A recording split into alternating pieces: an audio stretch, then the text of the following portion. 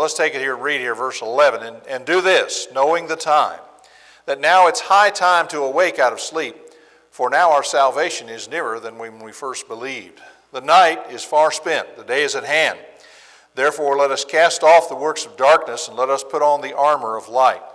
Let us walk properly as in the day, not in revelry and drunkenness, not in lewdness and lust, not in strife and envy, but put on the Lord Jesus Christ and make no provision for the flesh to fulfill its lusts. All right. He starts off with some really figurative stuff, waking up out of sleep. He's not talking about literal sleep here, like you do at night when you go to bed. What kind of sleep is he talking about here? Wake up to the fact that God's in the world. Yeah. He's a spiritual slumber. Wake up, pay attention. Pay attention to what's going on here. Wake up out of your spiritual slumber. And then he says, now our salvation is nearer than when we first believed. What salvation is he talking about there? Saved from your sin. Yeah, eternal salvation. They're already saved from past sins as Christians, but the Bible talks about salvation in three senses. I have been saved, I am being saved now, and I shall be saved in the future. So salvation is not a guaranteed thing. It's a process. There's salvation from past sins, Mark 16:16. Current salvation, walking in the light, and then future salvation. That's what he's talking about, salvation in heaven. And it's nearer than when we first believed. That's always going to be true. With every passing day, that eternal salvation gets nearer and nearer and nearer. And, of course, the ideal there is wake up and pay attention. Get your act together here and know what's going on. By the way, he says, verse 11, knowing the time. You think he's talking about knowing when Jesus is going to come back? Clearly not, right? Because nobody knows the day or the hour. But knowing the time, knowing that the Messiah has come, knowing that judgment is near, knowing it and from that perspective. So the whole thing is about waking up from our spiritual sleep and slumber and getting busy in the service of the Lord. I think he's making reference, to knowing that you're going to have to give an account to God, knowing that there's going to come a judgment day. I mean, that's for sure. You know that's going to happen. So yes. As like in other passages, then how should we live? Knowing these things. Right, exactly right. And so the admonition is to always be ready. No matter what, always be ready. Then if Jesus comes, you don't have to worry about it. So some people, they like to put things off to the last minute, That's dangerous. You're gambling with your soul. Always be ready. Verse 12, the night is far spent. Again, not literal night, but the night of sin. The living in darkness, the living in sin. It's far spent. In fact, I like that expression in verse 11. It's high time. It's high time we wake up and pay attention. The night of sin, the night of darkness, the night of spiritual slumber is far spent. The day is at hand. Wake up. It's time to get up and pay attention. Therefore, let us cast off the works of darkness and let us put on the armor of light. So get rid of the sin and start doing better in the service of God. Verse 13 I like, and I've always wanted to do this. I've not done it yet. One of these days I'm going to do it, but I've always said I'm going to do a sermon on this. Verse 13, let us walk properly as in the day, not in revelry and drunkenness, not in lewdness and lust, not in strife and envy. The sermon I want to do is, he lists 6 sins there, but there's two of them. The two go hand in hand. Revelry and drunkenness, they go hand in hand. Lewdness and lust, they go hand in hand. And strife and envy, they go hand in hand. That'd be a great sermon, wouldn't it? You guys who preach might think about that. You could do a great sermon on that, those things that go hand in hand. But let's look at that. Not in revelry and drunkenness. Those two things fit together. What is revelry? Mine uses the word carousing. Yeah. And what is that? What is carousing? Parties, drunken parties. Yeah, it's that loud, obnoxious behavior of the guy who drinks. A guy gets to feeling his wine, feeling his beer, or whatever it is he's drinking, and he gets loud and he gets obnoxious. My brother was like that. He was an alcoholic, or I prefer to say drunkard, because that's the way the Bible describes it. He was a drunkard, but he would get obnoxious. You couldn't stand to be around him when he was drinking. You just couldn't stand to be around him. But revelry is that loud, obnoxious behavior of the drunkard. And of course, drunkenness, we know what that is. That's excess of wine, where you're 3 sheets to the wind. So you see how those two things, they go together. They go hand in hand, revelry and drunkenness. Put that aside. Don't walk that way. It's rioting. Rioting, it's the same thing. I think of the ones that's on the streets. Yeah, it's not the same kind of rioting. Yeah, that kind of rioting is different, but it's still sinful either way. Rioting is sinful, but this kind of rioting here is the drunken behavior. And then he talks about lewdness and lust. New King James says lewdness and lust. The Old King James says chambering and wantonness. Chambering, that's an interesting word. We don't speak that way today. That's the King's English from 1611. But a chamber is a bed chamber. That's where you put your bed. That's where you sleep. And chambering literally means laying around in the bed. Okay? But he's not talking about that literally. That is a euphemism. It's a euphemism for laying around in the bed committing fornication. For example, marriage is honorable among all, and the bed undefiled, Hebrews 13:4. He's talking about what goes on in the bed. And so he's talking about fornication. But chambering is laying around in the bed committing fornication. Get that out of your life. You can't live that way. And then right in hand with that, lust. Okay? Lewdness and lust. And so my version says lewdness and lust. The word lust there is wantonness. It's excess not excess, it's absence of restraint, especially in the sexual realm. Anything goes. You'll do anything. And so you see how those things go hand in hand. Lewdness and lust, they go hand in hand. Fornication and lust, they go hand in hand. They fit together. Not in strife and envy. And those two things go together. Strife, of course, is when you have conflict. And then a lot of times when two people don't get along, they get jealous of one another. So those things, they go hand in hand. So that'd make a great sermon. Things that go hand in hand. And you talk about you got 3 good points there in that sermon. One of these days I'm going to work that up, but I've never done it yet. But the point is, get all this junk out of your life. You can't live that way. You can't live in revelry, drunkenness, can't live in lewdness and lust, can't live in strife and envy. Get that stuff out of your life. That's part of the darkness. That's part of the spiritual slumber that people get themselves in. And Christians need to wake up and avoid those kinds of things. But verse 14, in contrast, put on the Lord Jesus Christ. Again, figuratively. You can't literally put him on, but put him on figuratively in the sense that he becomes what you're all about. Instead of the sin, you're all about Jesus. Put on the Lord Jesus Christ and make no provision for the flesh to fulfill its lusts. Now there's another interesting expression. Make no provision for the flesh. How do you suppose people make provision for the flesh? Well, if they one that's tended to drink, they go to the bar. Yeah. I mean, like you're saying, these things, one leads into another or helps bring on another. The carousing, the going to places where they serve alcohol and all leads to drunkenness. And so, if you're not going to be a part of that, don't even go near it. Don't go about it. Don't go, Yeah, sometimes we excuse ourselves. If you have a problem with alcohol, the last thing you need to do is live in a neighborhood where the bar is a block away. It'd be better off to move. If that's your problem, if that's a weakness that you have, then get away from it. But no, it's down there, but I'm not going to do that. And we kid ourselves, and we're making provision for the flesh. We're making the opportunity to have it close. Oh, I'm not going to do it, but it's all right, it's right there.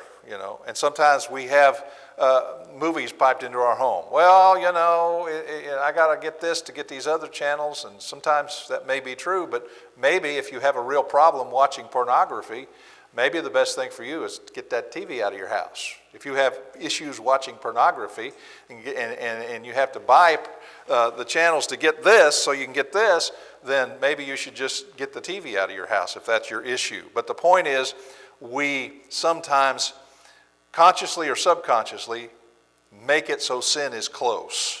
And as a Christian, we're not supposed to see just how close to it we can get, how close we're supposed to stay back from the edge. and not get close to sin. So make no provision. Don't give it any opportunity. Don't let it get close to you. Stay as far away from it as you can. Make no provision for the flesh to fulfill its lust. Questions or comments on chapter 13? Yes. I've got a question related to self-defense and the governing authorities. Yes. And Luke 22:36, Yes. where he told them to go buy a sword if they didn't have one. Yeah. Is that not a God-given right to self-defense? Sounds like it. What's that verse again? Luke 22:36. Yeah, it's been a while since I've looked at it, and I think I know what you're saying, but I want to make sure I look at it. Yeah, now he who has a money bag, let him take it, and likewise a knapsack, and he who has no sword, let him sell his garments and buy one. Yeah, I don't believe that there's anything wrong with self-defense. We've talked about that before. I think the Bible upholds that. Here's a New Testament passage that upholds it.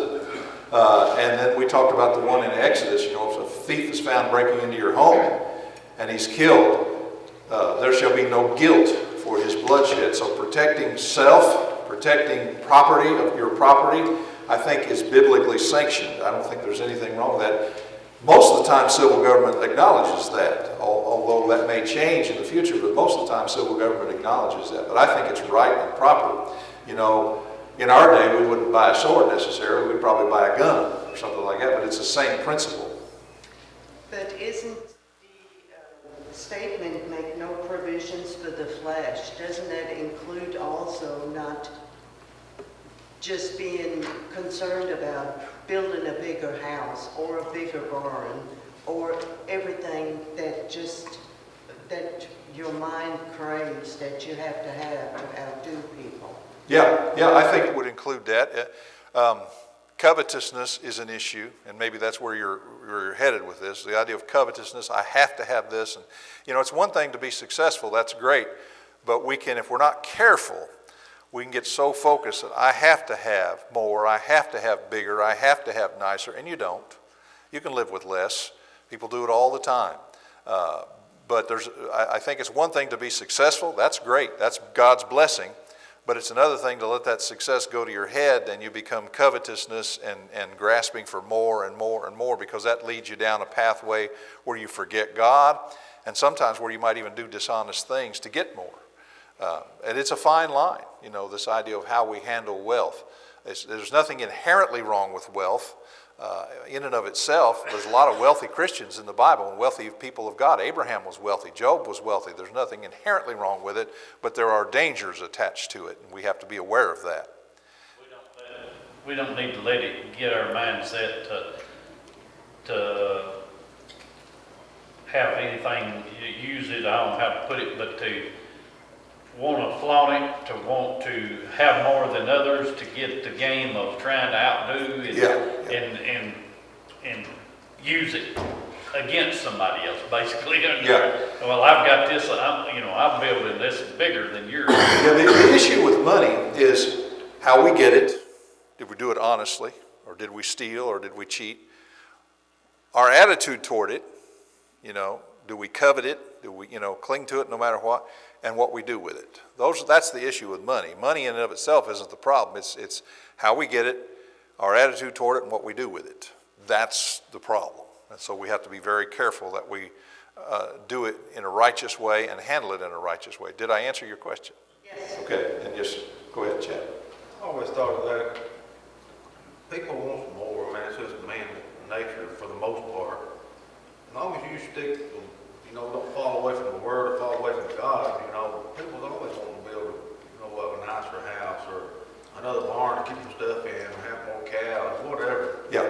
But I think the main thing to me is always, if you let it interfere with your relationship with God, that's whenever you cross the line. That's exactly right. And you said it in a probably more clear way than I was trying to say the same thing, and I think you said it much more clearly. I think we just don't want it to interfere with our relationship with God. It's not wrong in and of itself, but when it interferes with our relationship with God, then it becomes wrong. You with more, are you not supposed to help others? Sure. You've Oh, got yeah. the means to help others. Yeah, if you have greater means, then you have greater responsibility. That's true. Yeah, and you can also help yourself and your family in the process. There's nothing wrong with that. But yes, if you have greater means, then you have greater responsibility, for sure. If you never help anybody else, it's not, you're not getting glory for anything, but just what you want. Yeah, I think that's right. All right, anything else on chapter 13? Okay, chapter 14 is a very important chapter in the Bible. A lot of misunderstanding about it, a lot of abuses of it, but at the same time, a chapter that could stop a lot of church fusses if we would pay attention to what's said here. It's dealing with differences among brethren. You get a group of people together, and we all come from different backgrounds, and we're all different levels of learning of the gospel.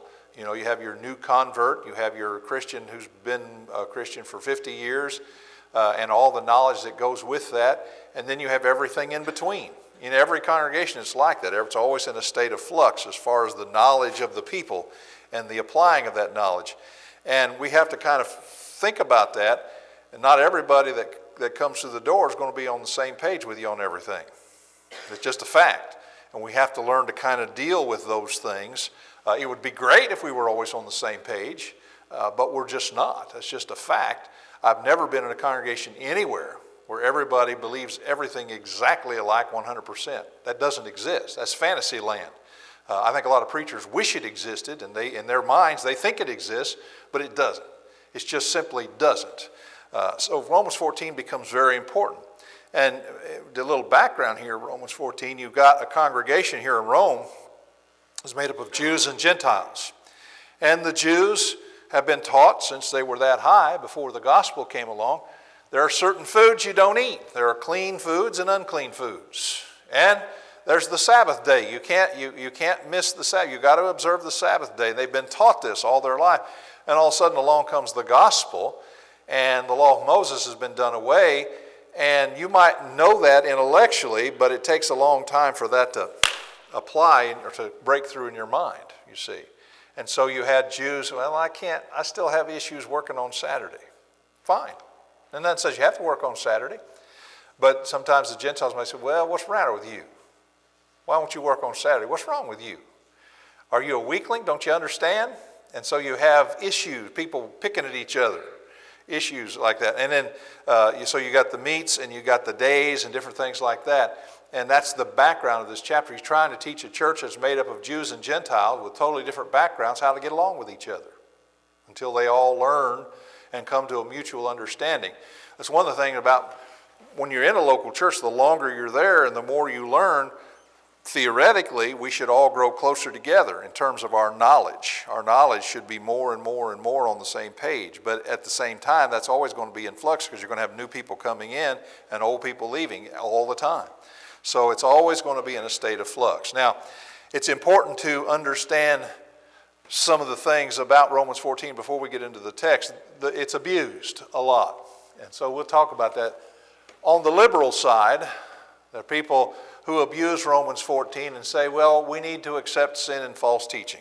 You know, this church believes instrumental music is okay and that church does not, and we need to accept that. This guy believes you have to be baptized and that guy doesn't believe you have to be baptized. We have to accept. Paul says accept one another in Romans 14, and that's an abuse. That's not what Romans 14 is talking about.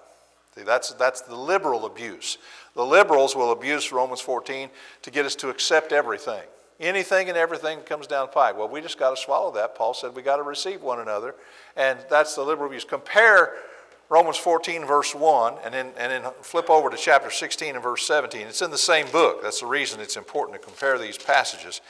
In Romans 14 and verse 1, receive one who's weak in the faith. So here he says accept him, receive him, welcome him. But in chapter 16 and verse 17, he says, I urge you, brethren, note those who cause divisions and offenses contrary to the doctrine which you learn, and avoid them. So in one passage, receive them. In another passage, avoid them. So clearly they're talking about two different things. What's chapter 16, 17 talking about? It matters. It doesn't make any difference anyway. Well, I said, you may have misunderstood. 16, 17. Oh, 17, we've got to follow what God says. Yeah. 16, 17, we got to follow what God says. And then the other was what you were talking about first. The Romans 14 talking about things that don't really matter. It isn't going to affect our salvation, see. And so the liberals, they want to misuse Romans 14 in the sense that we got to receive everybody. No matter what they believe, no matter what they teach, no matter what they say, we got to receive everybody. And that's just simply not true, because Romans 16:17 says it's not true. If they teach things contrary to the doctrine of Christ, then we're supposed to avoid them, not receive them, not welcome them, but avoid them. Now, on the conservative side, you see there's abuses on the conservative side. And a lot of times people will take that idea of offending a brother and they turn it into, I don't like it. And they say, I'm offended. What they really mean is, I don't like it. Well, that's not good enough. I'm sorry. That's not what Paul's talking about. What happens on that end, then, the weak people dominate the church. Well, I don't like that PowerPoint. I don't like that projector. I don't like what you put on that projector. I don't like handouts. I don't like class books. Well, you're going to need a little bit more than I don't like it. That's not good enough. I don't like Bible classes. Well, that's not good enough. I don't like it. Tough. Grow up.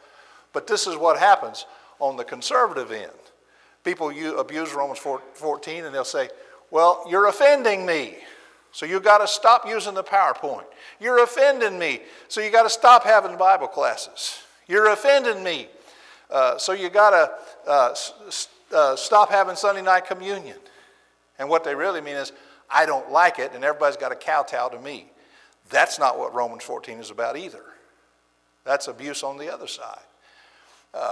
So we need to learn what this word offend means in the Bible. It doesn't mean I don't like it. While we're on that, what does it mean to offend a brother?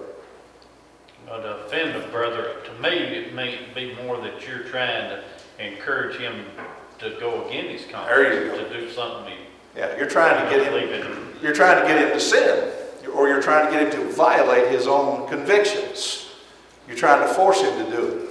And so people misuse the word offend, and they water it down to something I don't like. And then the weak people and the grouchy people, they dominate the church, and they control everybody else. That's unacceptable. That's not what Romans 14 is about. So abuses on both sides, conservative and liberal.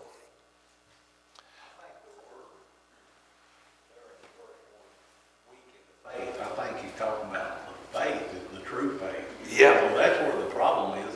All this stuff is not in faith. Right. It's in want, but not in faith. Yes. The faith is critical. That's right. And the faith is talking about the gospel. And some versions will say weak in faith. They remove the word the, but the word the is in the Greek. It's the faith, the gospel. It's not your faith, but it's the faith. And if you're weak in the faith, it means that you don't understand it. Your knowledge hasn't caught up. For example, the Jew, he may not understand that all meats are clean, so he has an issue eating meat. Or maybe he understands it intellectually, but it hasn't sunk in. Because if you've been taught something all your life, it's hard to just break that. Just give an example. When I was at Hickory Grove, we had a lot of ladies there who had been taught all their life that Bible classes were sinful, and had that hammered in their head by their daddy. And they'd been taught that it was a sin for a woman to ask a question or make a comment. And so while they understood it intellectually, because we could teach on it, and they kind of could see it, but they had a hard time. I can't ask a question. I don't feel good about it. Well, that's okay. Just don't bind that on somebody else, is the idea of Romans 14. If you have a conscience problem with asking a question, then don't ask the question. That's fine. But don't take your opinion then and bind it on the rest of the group. That's what Romans 14 is talking about. So they're weak in the faith. Their understanding of the faith is not either fully known or fully expanded out in their minds to where they really get it and they can apply it. Okay, let me move on to my next chart here. These are introductory charts before we get into the text. The proper realm of Romans 14. What's he talking about? Well, there's three things in the Bible. There are things that are required when God tells us we must do something. There are things that are prohibited when God tells us we must not do something. And then there are things that are permitted but not required. Now think about that. Things required. What's our option? When God requires us to do something, what's our option? We just Do it. That's right. And I give the example of the Lord's Supper.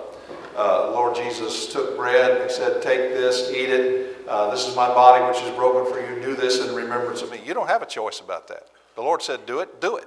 You don't have a choice about taking the Lord's Supper and drinking the fruit of the vine. You don't have a choice about that.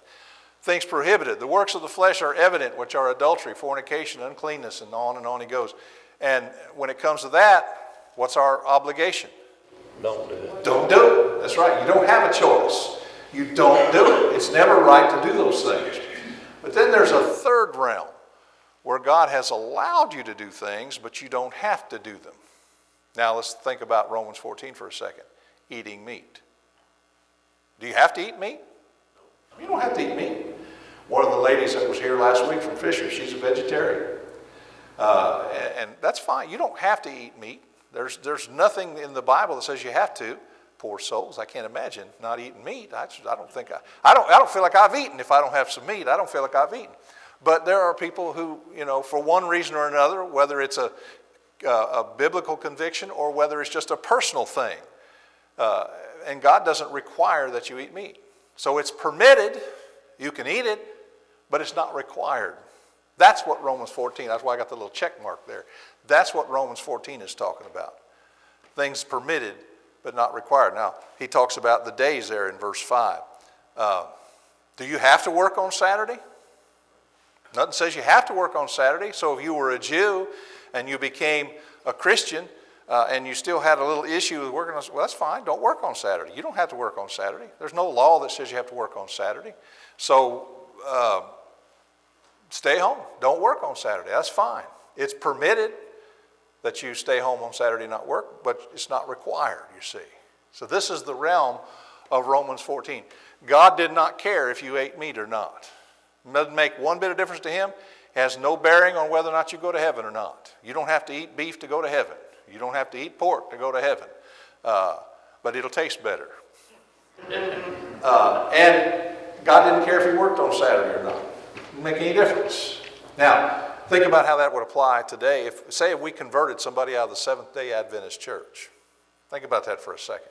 Say we baptized somebody from the Seventh-day Adventist Church. He's been taught all of his life, can't work on Saturday. Now, he knows the truth, but I've been taught that all my life. He may have trouble working on Saturday. That's okay, as long as he don't bind it on the rest of us. As long as he don't enforce it on the rest of us, that's okay for him not to work on Saturday. So even today, there's modern day applications of that, is what I'm getting at here. So I wanted you to understand the realm of Romans 14 is not talking about things required. If God requires it, we must do it. He's not talking about things prohibited. If God prohibits it, we must not do it. We don't have any choice in the matter if we want to be right with God. But Romans 14 is talking about things that are allowed, permitted, but not required. Now, let's just, for the sake of argument here, because we've got about 5 minutes, and I don't know how far we'll get in the text this morning, but let's just think of some examples of this, things that are permitted but not required. Can you think of any examples? The head covering. There you go. Yeah. God cares less whether you wear a head covering or not. Okay? So if you want to wear one, fine. If you don't, fine. In a lot of churches, you'll find where it's about half and half, especially if you go down to Alabama. About half of them will wear it and half of them won't. And they get along, and that's fine. God doesn't require you to wear one, but if you want to wear one, knock yourself out. As long as we don't fuss about it. That gets back to Romans 14. Receive one another. As long as we don't fuss about it and argue about it and quarrel about it, we can get along with each other, see? Let's think, can you think of some other examples? Shaving off the beard or cutting the hair. Perfect. I wonder if you all read that's the first thing I had was covering, the second thing I had was a beard on my list right here. A beard. Heaven forbid that we did not have a beard. Mercy sakes, that would be awful. But, seriously, there was a day among our brethren where if a man had a beard or a mustache or a goatee, it was frowned on. You can't do that. It's facial hair. You can't do that. I don't know where you got that, but there was a day when that was frowned on. You weren't allowed to do that. And I'll tell you a little secret. In Bible times, the men had long hair. But back in the 60s in this country, if a man had long hair, that's a terrible crime. You can't do that. You're not allowed to have, well, where'd you get that? I seem to remember somebody named Samson who had long hair. Had long hair by the command of God. He was a Nazirite. And God commanded the Nazirites not to let a razor touch their head. Remember that? So to say long hair in and of itself is sinful is to say more than God says about it. That's just not going to fly. The Bible says. There is, and I know what you're talking about. He's dealing with a custom there. If a man has long hair, it's a shame to him. Yeah. Something against nature or something. Yeah. Yeah, and if we won't go on from Romans, get to 1 Corinthians, we'll talk about that. But yeah, there is that. I think that passage is misused by people. But because what are you going to do with Samson? Did he shame himself by doing what God told him to do? God said, you're a Nazirite, don't cut your hair. And then God turned around and say, oh, it's a shame for a man to have long hair. There's something that doesn't add up there. So, but it's true. But it's still, if it was a universal moral principle, it would be applicable at all times. And true to the point, Jesus had long hair. And I say Jesus because all Jewish men had long hair. That was the way the Jewish men were around. So if he was a Jewish man, he would have had long hair and a beard, contrary to our modern day practice of clean-shaven men and short hair. That's just a customary thing. Hairstyles change from generation to generation. We tend to look at things only in our own generation, and we miss it. We don't look at the whole picture of the Bible. And in the Bible, the men had long hair. In fact, men wore earrings in the Old Testament. Remember that? I wouldn't be caught dead with an earring, but when they made that golden calf, the men and the women gave their earrings. We'll read that in the book of Exodus. The men and the women gave their earrings to melt it down. So men wore earrings in the Bible. I wouldn't wear them. Huh? They also wore robes. Yeah, they wore robes. You couldn't tell much difference between man's clothing and woman's clothing. They all wore dresses, robes, tunics. They didn't wear pants back in those days. The men had a dress about right down to here, and women's might have went a little bit further down. But they both wore dresses. They didn't call them dresses. They called them tunics or robes. But the clothing was very similar between men and women. The woman's might have a little bit more frillies on it, a little lace or something like that. But there wasn't much difference in the clothing.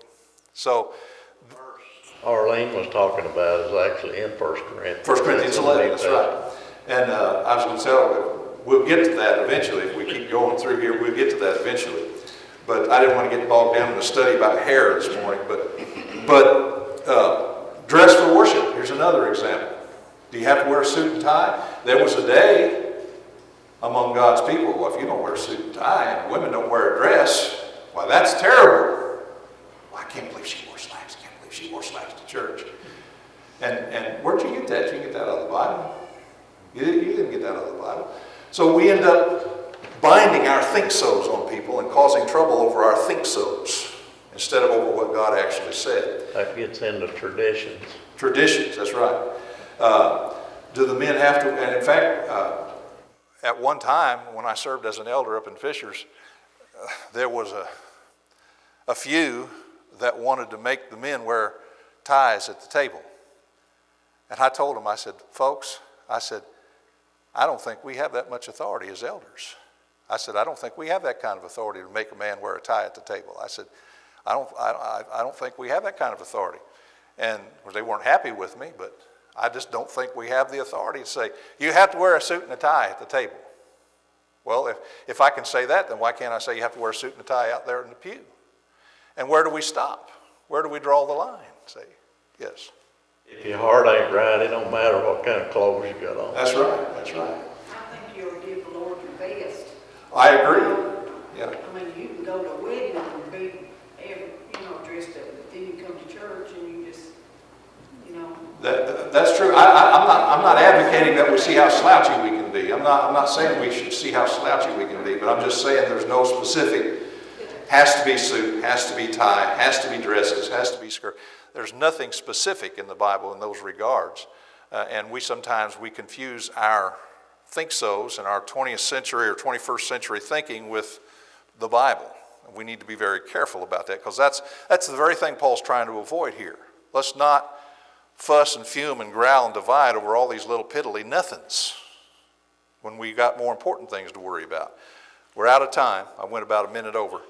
And we'll come back to this and dig into it a little bit more next week.